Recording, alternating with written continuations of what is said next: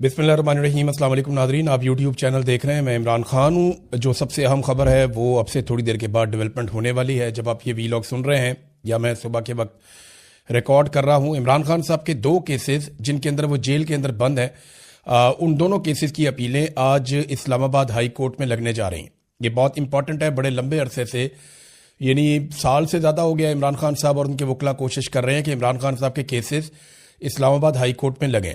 इमरान खान साहब के वकील सलमान सफदर साहब कई मरतबा ये कह चुके हैं कि ये केसेस बिल्कुल ठहरने के काबिल ही नहीं है, और अगर सुप्रीम कोर्ट या हाई कोर्ट में किसी भी जगह पे ये केसेस जाते हैं तो ये उड़ जाएंगे। इमरान खान साहब इन केसेस में रिहाई पा लेंगे।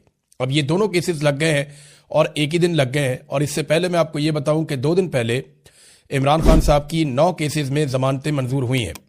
7 या 8 केसेस थे, गालिबन एक बुशरा बीबी का भी था।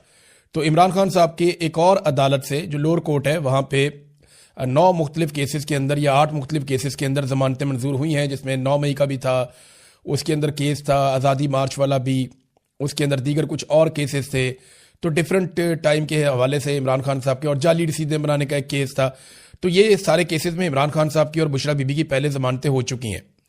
अब इमरान खान साहब और बुशरा बीबी के 2 केसेस, जिनमें एक केस, ये अलग अलग अदालतें हैं, एक केस सुबह 9 बजे अभी लगा हुआ है जस्टिस खादम हुसैन सोमरू साहब के सामने, तोशा खाना वाले केस की अपील, और इसी केस में इमरान खान साहब गिरफ्तार हैं। और दूसरा केस जिसमें वो गिरफ्तार हैं या कैद काट रहे हैं, वो अलकादर केस की अपील है। और ये दोनों लगे हुए हैं। इसमें जो है वो जस्टिस सरफराज डोगर और जस्टिस आजम खान, ये डिवीजन बेंच है जो ये केस सुनेगा। तो एक केस लग रहा है 9 बजे और एक केस लग रहा है 11:30 बजे। अगर इन दोनों में इमरान खान साहब की जमानत हो जाती है तो फिर इमरान खान साहब कैदी नहीं रहेंगे, फिर वो आज़ाद हो जाएंगे, वो बाहर आ जाएंगे। और क्या इनकी जमानत हो जाएगी, अभी हम कुछ कह नहीं सकते, क्योंकि ये जजेस कंट्रोल होते हैं कहीं और से। अगर मैं इंसाफ और कानून की बात करूं तो इमरान खान साहब की आज ही जमानतें हो जानी चाहिए। आज नहीं हो जाए तो 1 हफ्ते के अंदर अंदर उनकी जमानतें हो जानी चाहिए, और उन्हें फिर अपने घर चले जाना चाहिए आज़ाद होकर। फिर वो अपना इलाज करवाएं, अपनी पॉलिटिक्स करें। लेकिन यहाँ जो दिखाई दे रहा है कि आप कुछ प्रिडिक्ट नहीं कर सकते, क्योंकि अदालतें कंट्रोल में हैं एजेंसियों के, और एजेंसियां जो फैसला करेंगी उसके मुताबिक ही चीज़ें होती हैं पाकिस्तान में। अगर इंसाफ और कानून के मुताबिक हो तो ये केस लगते ही बहुत पहले इमरान खान साहब रिहा हो जाते।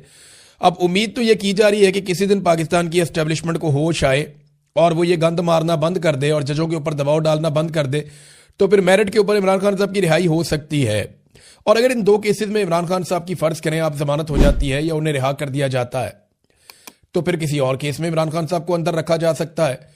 तो ये तो डिपेंड करता है पाकिस्तान की मिलिट्री एस्टेब्लिशमेंट पे, वो कितना दबाव महसूस कर रही है। देखिए 3 तरह के दबाव है एस्टेब्लिशमेंट पे। एक बात तो मैं आपको क्लियर कर दूं, जिस वक्त इमरान खान साहब की ये आंख का मसला उठा था ना, तो उस वक्त पाकिस्तान की मिलिट्री एस्टेब्लिशमेंट में बहुत खौफ फैल गया था। वो बहुत परेशान थे और बहुत सारी जगहों पे बहुत सारे अहकामात भी जारी किए गए थे। उन्हें लगता था कि पाकिस्तान अचानक बांग्लादेश बन जाएगा, लेकिन पाकिस्तान तहरीक इंसाफ के साथ जब उन्होंने राब्ता किया तो तहरीक इंसाफ को बेवकूफ़ बनाने में वो कामयाब हो गए। ये तो पाकिस्तान तहरीक इंसाफ के अपने लोग भी कह रहे हैं, इमरान खान साहब की फैमिली भी अब कह रही है कि इन्हें चक्कर दिया गया है। हालांकि वो शफकत ऐवान साहब जो गिरफ्तार हो गए थे वो भी ये कहते हैं कि शरीफ लोग थे, बैरिस्टर गौहर और अल्लामा राजा नासिर अब्बास वगैरह। तो इन लोगों को जो है वो चक्कर दे दिया मोहसिन नकवी वगैरह ने, और फिर टाइम बाय कर लिया। और जब उन्होंने देखा कि पाकिस्तान के अंदर ये कोई तहरीक खड़ी नहीं कर पाए और वो एक मोमेंटम जो बन सकता था एहतजाज का, वो कुछ भी नहीं हुआ पाकिस्तान में, तो उसके बाद फिर उन्होंने चीज़ें नॉर्मलाइज कर दी।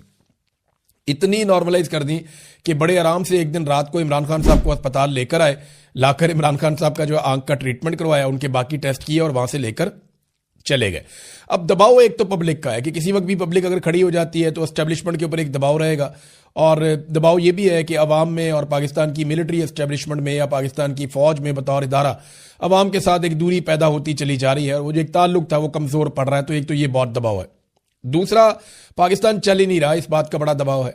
फिर बाहर से भी पाकिस्तान पे लगातार दबाव आ रहा है। यहाँ बरतानिया के अंदर 5-6 जो अरकान हैं उनके पार्लिमान के अंदर उनकी ये मसला उठाया गया, और वहाँ हाउस के अंदर इसके ऊपर तकारीर हुई, बाकायदा उनके मिनिस्टर ने बात की, बाकी लोगों ने बात की, और उन्होंने कहा पाकिस्तान के अंदर ह्यूमन राइट्स की वायलेशंस हो रही हैं, पाकिस्तान के ऊपर पाबंदियां लगाई जाएं। बल्कि जर्नैलों के ऊपर पाबंदियों का भी तस्करा किया गया। ये भी कहा गया कि पाकिस्तान के साथ हम इसके बावजूद ट्रेड करते हैं, पाकिस्तान को बहुत सारे फायदे देते हैं, तो ह्यूमन राइट्स की जो वायलेशन हो रही है, इसके बाद इन सारी चीज़ों पर नुक्ताचीनी की गई और पाकिस्तान पर बहुत तनकीद की गई। और वहाँ पर यह मामला भी ख़त्म नहीं हुआ, यह भी आगे चलेगा, आप देखते रहेंगे। برطانیہ سے آواز اٹھ رہی ہے, یورپی یونین سے آواز اٹھ رہی ہے, امریکہ کے اندر آوازیں اٹھ رہی ہیں, لیکن جب تک ڈونلڈ ٹرمپ عاصم منیر کے ساتھ کھڑے ہیں, جب تک ڈونلڈ ٹرمپ کو عاصم منیر سے کام ہے, اور تب تک عاصم منیر صاحب کے لیے پرابلم نہیں ہوگا. لیکن جیسے ہی ڈونلڈ ٹرمپ جو ہے ٹیشو پیپر کی طرح استعمال کریں گے, تو اس کے بعد میری بات یاد رکھیے گا کہ یورپی یونین ہو, چاہے برطانیہ ہو, چاہے امریکہ ہو, انسانی حقوق کی عالمی تنظیمیں ہوں, یہ سارے بھرے بیٹھے ہیں. جو کچھ پاکستان کے اندر کیا گیا ہے اس کے بعد بڑا سخت رد عمل ان کے اوپر آئے گا. بہرحال عمران خان صاحب فی الحال تو گرفتار ہیں, اور یہ ایک اچھی خبر ہے, ان کے کیسز لگ گئے. دیکھتے ہیں ان کیسز کے اندر کیا ہوتا ہے. عمران خان کو قتل کرنے کی جتنی کوششیں کی گئیں ان پہ مراد سعید نے ایک تفصیلی بیان جاری کیا ہے, اور یہ بڑی عجیب چیزیں ہیں جو انہوں نے بتایا. تشویشناک صورتحال انہوں نے کہا جی جنم لے رہی ہے, اور عمران خان صاحب اس وقت ریاست کی تحویل میں ہے جہاں مسلسل ان کی زندگی سے کھیلا جا رہا ہے. آخر کس چیز کو چھپایا جا رہا ہے؟ ان کا کنٹرولڈ چیک اپ کیا جاتا ہے, کنٹرولڈ انفارمیشن دی جاتی ہے, کنٹرولڈ میڈیا ہے جس سے زندگی کو خطرہ ہے, جن کی وجہ سے وہ اس نہج پر پہنچے ہیں, انہی کی بات پر یقین کیسے کیا جا سکتا ہے؟ انہوں نے کہا جی اس سے قبل عمران خان پر وزیر آباد میں قاتلانہ حملہ کروایا گیا, ان کو گولیاں لگیں, اللہ نے ان کی زندگی کی حفاظت کی, لیکن اس وقت بھی بیانیہ بنائے گئے. لمحوں میں ISI نے میڈیا کو ویڈیو بیانات بھجوانا شروع کر دیے فٹافٹ. وہ یاد ہے آپ کو, تھانے کے اندر سے ویڈیوز آنا شروع ہو گئی تھی. میں اس وقت وزیر اعلیٰ پنجاب کو دیکھ رہا تھا, پرویز الہی اس وقت وزیر اعلیٰ پنجاب تھے, اور IG بھی وہاں پہ موجود تھے, اور ان کے پاس سوال کا جواب نہیں تھا کہ یہ ویڈیوز ISI کیسے جاری کروا رہی ہے. یعنی پورا نظام انہوں نے کنٹرول کیا ہوا تھا. پھر فوجی قیادت کے کہنے پر ISI نے ایک افغان کو عمران خان صاحب کو مارنے کا ٹاسک دیا تھا. جب میں نے پریس کانفرنس میں اس سازش کا پردہ فاش کیا تو ISI نے اسلام آباد کے سیکٹر نے پریس کلب میں ایک افغانی کی پریس کانفرنس رکھوا دی, اور شام کو پرائم ٹائم TV چینل پہ پروگرام میں بیانیے کے لیے بھی بھجوا دیا. میں نے کسی کا نام تو نہیں لیا تھا, مگر یہ جانتے تھے کہ میں کس کا ذکر کر رہا ہوں. اس طرح وہ بندہ بھی سامنے آ گیا. پھر سوابی میں ہیلی کاپٹر گرانے کا پلان بھی ایکسپوز ہو گیا, جس کے لیے ڈبل ایجنٹ ہائر کیا گیا تھا جو بعد میں مارا گیا. اس کے بعد ہیلی کاپٹر میں غلط فیول بھروا دیا گیا عمران خان صاحب کے, تاکہ ہیلی کاپٹر گر جائے اور عمران خان صاحب اس واقعے میں مارے جائیں, اور رپورٹ آج تک اس کی سامنے نہیں آ سکی. 18 مارچ کو ڈیتھ ٹریپ بچھایا گیا عمران خان کو مارنے کے لیے.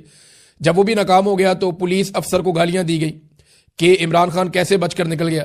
اس کے علاوہ کئی کوششیں اور کی گئی ہیں. 3 سال عمران خان صاحب جیل میں ہیں, اور مسلسل ان کی صحت کے ساتھ مذاق کیا جا رہا ہے.